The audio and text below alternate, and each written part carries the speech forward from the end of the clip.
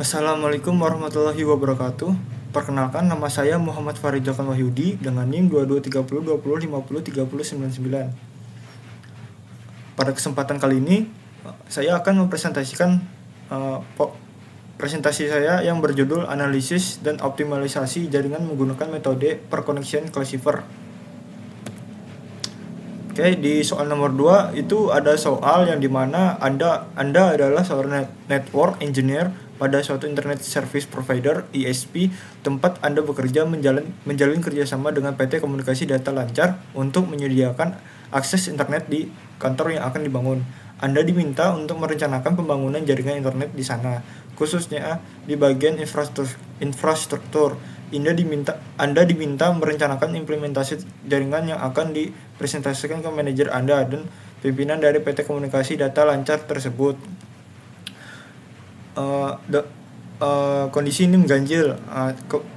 NIM saya itu belakangnya ganjil ya. Jadi saya mendapatkan kondisi yang dimana PT Komunikasi Data Lancar memiliki daerah kerja di pedalaman Kalimantan dan Jayapura, tetapi belum tersedia jaringan FO. Dan seluruh kantor cabang harus terhubung ke kantor pusat dan koneksi harus bersifat privat. Nah, sebelum melakukan prakteknya, terlebih dahulu kita harus mengenal tuh apa itu topologi fisik dan topologi logis. Topologi fisik itu definisinya tuh topologi fisik mengacu pada tata letak fisik dari perangkat keras dan kabel dalam suatu jaringan. Contoh, beberapa topologi fisik umum melibatkan konfigurasi fisik kabel dan perangkat keras seperti topologi bintang, bus, cincin, mesh, dan pohon. Karakteristiknya yaitu topologi fisik mencakup bagaimana kabel switch, router, dan perangkat keras lainnya diatur dan dihubungkan secara fisik dalam jaringan. Terus kedua itu topologi logis. Definisinya yaitu topologi logis mengacu pada cara data dikirimkan dalam suatu jaringan terlepas dari tata letak fisiknya. Contohnya, meskipun topologi fisik dapat berbeda, topologi logis seringkali dapat menjadi topologi bintang logis di mana semua data harus melewati satu titik pusat, misalnya switch atau router. Oke, sebelum melanjutkan, saya akan mempraktekannya dengan menggunakan aplikasi Cisco Packet Tracer. Ya, di sini membutuhkan server,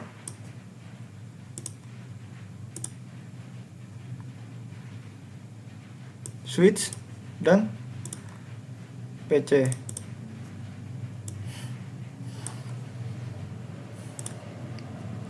Masing-masing 3 ya.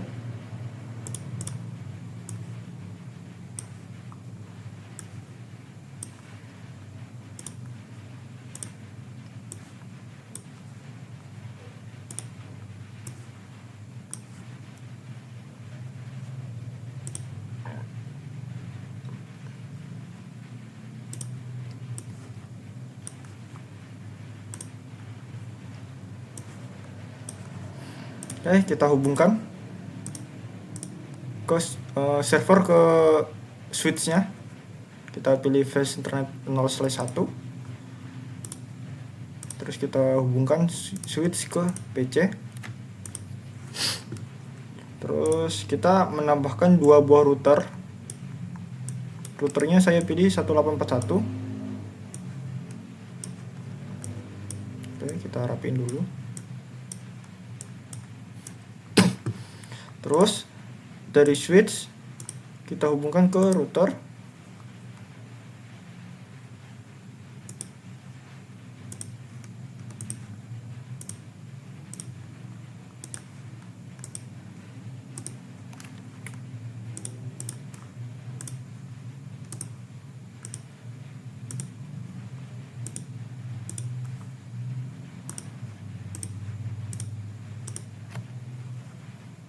Kita hubungkan semuanya dulu.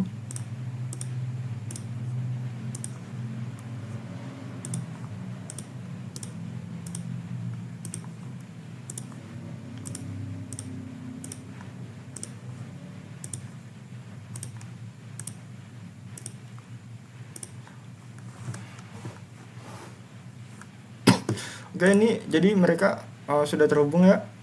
Tapi ini ada bedanya nih, ada yang hijau nih belum, yang hijau sudah terkonek kan, Sedangkan kalau yang merah nih ini belum connect. Oke, lanjut. Kita pergi ke desktop, di bagian server kita pilih IP configuration. Terus di IPv4 address-nya kita isi dengan 192.168.1.1. Terus subnet mask-nya 255.255.255.0. Terus default gate-nya 192.168.1.3. Kenapa 3? Karena PC yang kita jumlah PC total itu ada 3. Jadi kita tulis 3, ketik 3 di sini. Terus kita exit aja. Itu kita pergi ke service. Pergi ke DHCP. Service-nya jangan lupa dinyalain ya. Default gateway-nya yang tadi default gateway-nya yang itu 192.168.1.3. Terus jangan lupa untuk di save. Terus kita lagi lakuin yang sama tadi ke IP configuration 192.168.2.1. Terus default gateway 192.168.2.3. Oke, kita pergi ke service DHCP. Default gateway-nya sama kayak yang tadi 168.2.3. Oke, 2.3 udah betul ya? Oh ya, udah betul. Habis itu pergi lagi kita ke sini. IP configuration 192.168.3.1. Oke, ini 192.168.3.3. Oke, kita pergi ke service DHCP on 192.168.3.3. Oke, kita save. Nah, sekarang kita ingin membuat yang merah ini menjadi hijau. Bagaimana caranya? Kita pergi, kita klik routernya, kita pergi ke CLI. Nah, di sini kan ada ada perintah nih, ada disuruh pilih would you like to enter the initial configuration dialog. Kita no aja. Terus kita enter lagi. Nah, terus kita ketik enable untuk menyalakannya. Terus kita ketik conf f t untuk menampilkan configuration-nya. Terus kita suruh untuk interface FA 0/0 karena tadi kalau bisa dilihat yang pertama itu kan 0/0. Jadi kita dulu enter. If IP address 192.168. Default gateway yang untuk PC Kalimantan. PC Kalimantan itu 1.3.255.255.255.0. Oke, no shutdown. No shutdown.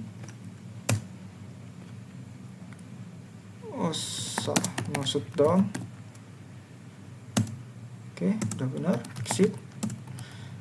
Exit lagi sampai tampilan awal ya. Oke, sip. Ini kita ganti nama aja dulu ya. Ini untuk PC Kalimantan. Itu tadi server bukan PC, server. Oke. Terus ini PC Kalimantan. Oke, mantap. Terus PC pusat. Dia di tengah. Oh, server pusat, sorry. Server pusat,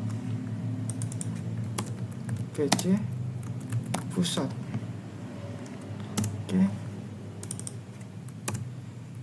Server ini untuk Jayapura,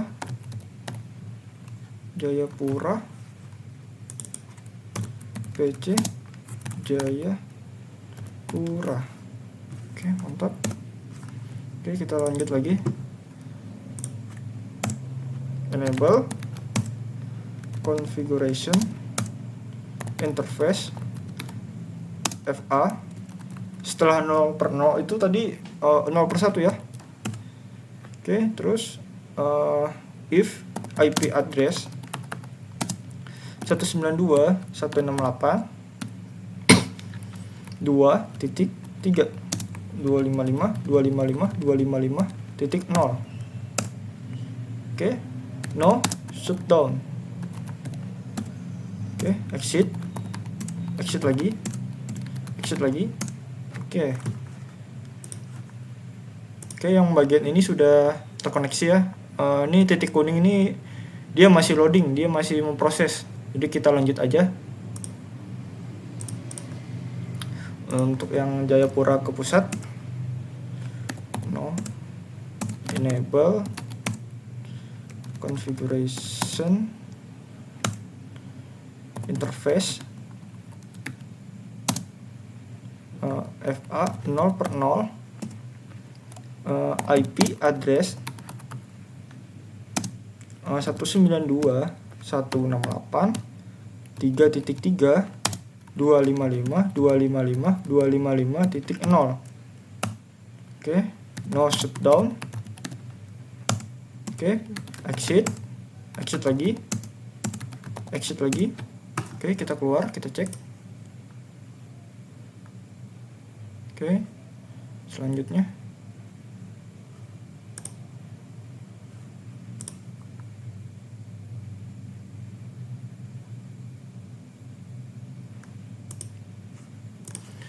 sebentar ya, kita coba hapus dulu. Mungkin di sini ada sedikit keliruan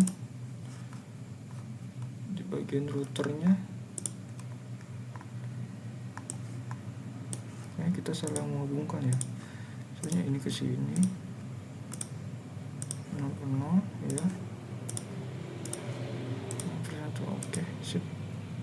Kita lihat 0/1.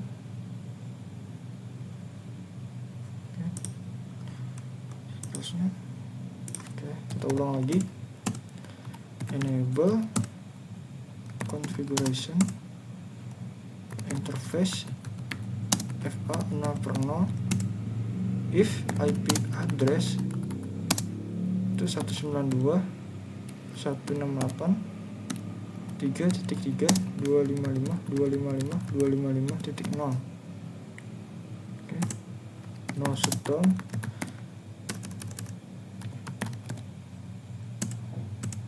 Exit.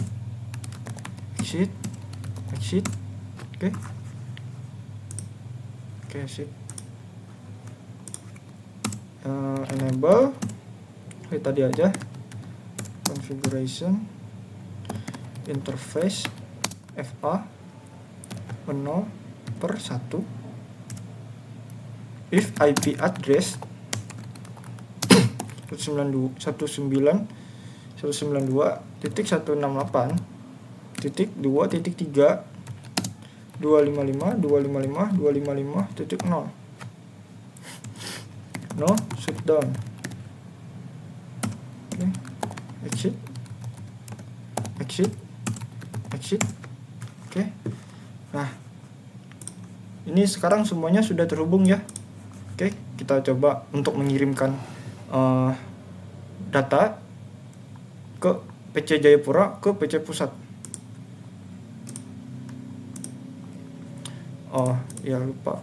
Ini kita lihat dulu DHCP-nya apakah sudah terkonek. Oke, ini DHCP request sukses ya. Kita cek lagi di sini.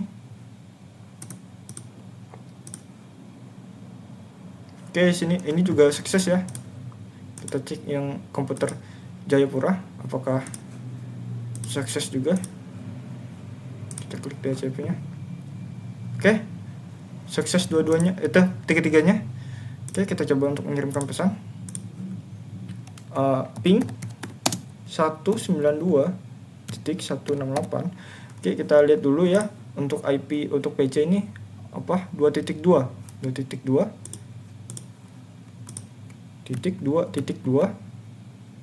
Oke, kita enter.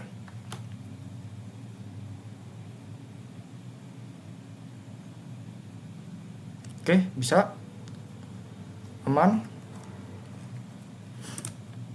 Oke, kita coba untuk PC Kalimantan, kita kirim pesan ke pusat 168.2.2.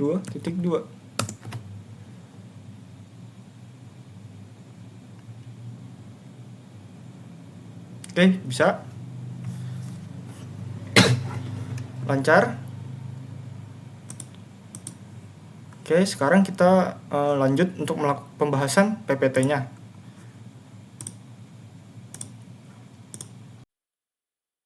Nah, di soal kan dia meminta nih untuk bersifat privat. Nah, saya menyarankan itu untuk menggunakan VPN atau bisa disebut singkatannya tuh Virtual Private Network. Implementasi jaringan VPN untuk menyediakan saluran komunikasi yang aman dan enkripsi antara kantor pusat dan cabang-cabangnya. Pastikan memilih jenis VPN yang sesuai dengan kebutuhan bisnis Anda, seperti VPN set to set untuk menghubungkan kantor pusat dan cabang-cabang. Oke, di sini nih ada teknologi media transmisi. Pertimbangkan penggunaan teknologi wireless untuk mengatasi tantangan geografis di daerah pedalaman Kalimantan dan Jayapura, dan gunakan serat optik untuk koneksi backbone antara kantor pusat dan kantor cabang utama. Nah, di sini ada ada perencanaan perangkat pada layer 1-3 pada osi layar. Yang pertama itu layer 1, physical layer, perangkat switch dan router yang mendukung konektivitas serat optik dan koneksi nirkabel di daerah yang sulit dijangkau. Terus yang kedua, layer kedua yaitu data link layer. Implementasikan protokol seperti Ethernet untuk koneksi lokal dan pengelolaan jaringan yang efisien. Terus yang ketiga, layer 3 yaitu network layer. Gunakan protokol routing seperti OSPF atau EIGRP untuk mengatur pengalihan paket di antara kantor pusat dan kantor cabang. Nah, sini di soal nomor 4 itu penerapan per connection classifier. Sesuaikan literatur di nomor 1. Nah, gunakan per connection classifier sebagai mekanisme klasifikasi koneksi untuk mengelompokkan dan mengatur jalur komunikasi sesuai dengan prioritas dan kebutuhan layanan, dan implementasikan teknologi ini pada perangkat jaringan seperti router atau switch untuk mengenali dan mengklasifikasikan setiap koneksi berdasarkan kebutuhan layanan dan prioritaskan yang ditentukan. Nah, yang ini rekomendasi nilai, jitter, packet loss, dan throughput. Nah, pentingnya throughput tinggi. Throughput merujuk pada jumlah data yang dapat dihantarkan melalui jaringan dalam suatu periode waktu. Prioritaskan throughput tinggi untuk koneksi utama antara kantor pusat dan kantor cabang utama untuk memastikan transfer data yang cepat dan responsif. Koneksi utamanya itu pastikan bahwa koneksi utama antara kantor pusat dan kantor cabang utama memiliki bandwidth yang mencukupi untuk mendukung beban lalu lintas yang tinggi, mengingat bahwa ini adalah jalur utama untuk pertukaran data antara lokasi-lokasi tersebut.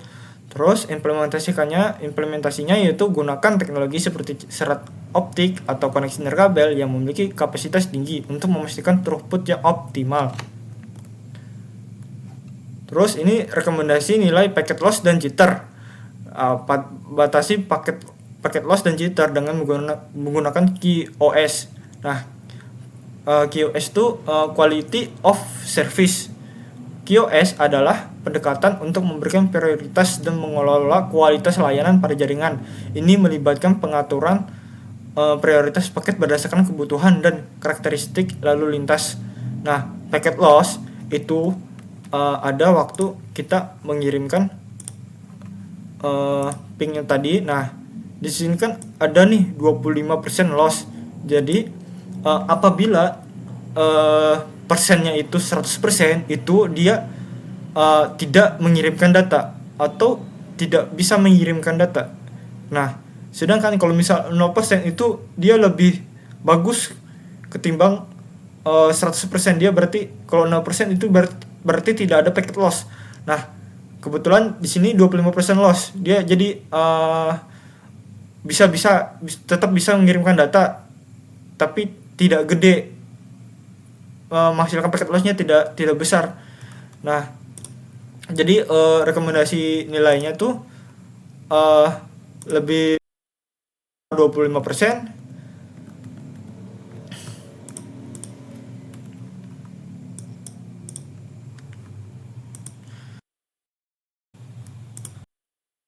persen 0% itu lebih bagus. Nah, asalkan jangan sampai 100% itu sudah tidak bisa mengirimkan data karena packet loss-nya sangat tinggi. Jadi rekomendasi nilainya tuh sekitaran 25%, 0% itulah nilainya yang bagus. Packet loss itu terjadi ketika paket data hilang dalam perjalanan melalui jaringan menggunakan QoS. Anda dapat mengimplementasikan mekanisme untuk mengurangi atau mencegah packet loss dengan memberikan prioritas lebih tinggi pada paket-paket yang lebih penting. Nah, jitter merujuk pada variasi waktu antara kedatangan paket data. QoS dapat membantu mengendalikan jitter dengan memberikan prioritas pada paket dan mengoptimalkan rute untuk mengurangi variasi waktu pengiriman. Nah, pengaturan prioritas paket itu identifikasinya itu jenis lalu lintas yang kritis, misalnya suara atau video, dan memberikan prioritas lebih tinggi untuk paket-paket yang terkait dengan layanan tersebut. Terus penggunaan buffering dan scheduling, implementasikan buffering dan mekanisme scheduling pada perangkat jaringan untuk mengurangi efek jitter dengan mengelola antrian dan waktu pengiriman paket. Oke, sekian dari saya. Apabila ada kurangnya dan salah kata, salah menyebutkan, mohon dimaafkan. Sekian dari saya. Wassalamualaikum warahmatullahi wabarakatuh.